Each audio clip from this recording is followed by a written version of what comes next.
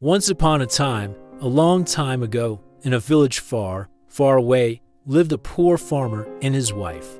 They worked hard from morning till night in their fields, but life was not easy for them. Not only did they have to work hard, but also they had no children, and so their hearts were heavy with sadness. One stormy night, the farmer was walking near his land when he heard a baby crying. He looked around and saw a small baby boy wrapped in a piece of cloth lying near the field. The farmer picked him up and took him home. His wife was shocked, but also happy. "Maybe this child is sent to us by God," she said with tears in her eyes. And so they raised the boy as their own son. They named him Amen. He grew up to be a strong and kind young man. He helped his parents in the fields. He plowed the land, planted seeds, and carried water, while other villagers complained and felt sad. Amen never did. He worked silently and patiently. And slowly the crops in his field grew better than anyone else's crops in the village. The grains were bigger and the harvest was always full.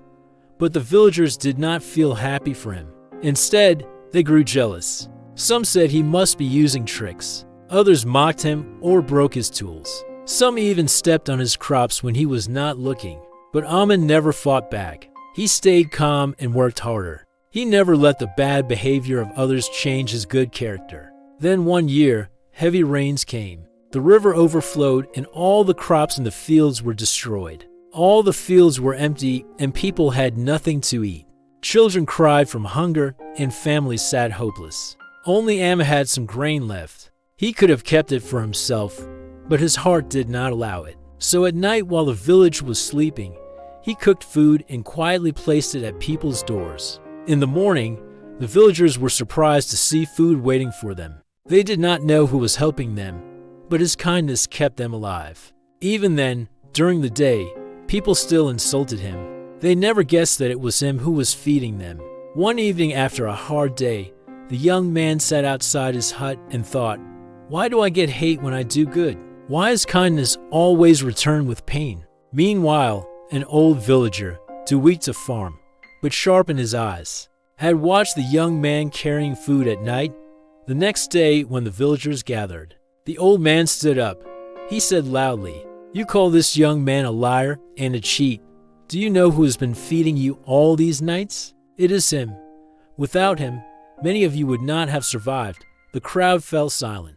Shame filled their hearts for the first time. They looked at the young farmer with guilt instead of jealousy. That same night, riders came with the royal seal.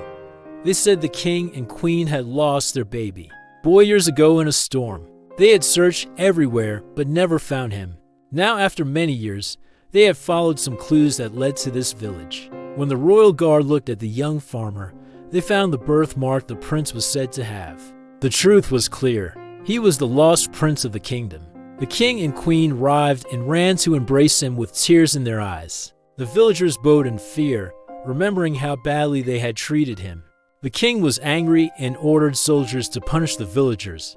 But the young man, who was now a prince, knelt before his parents and said, "Father, mother, please do not harm them. If I could forgive them when they hurt me, how can I punish them now? Let us forgive." The king and queen were moved by his words. The villagers wept, touched by the prince's kindness.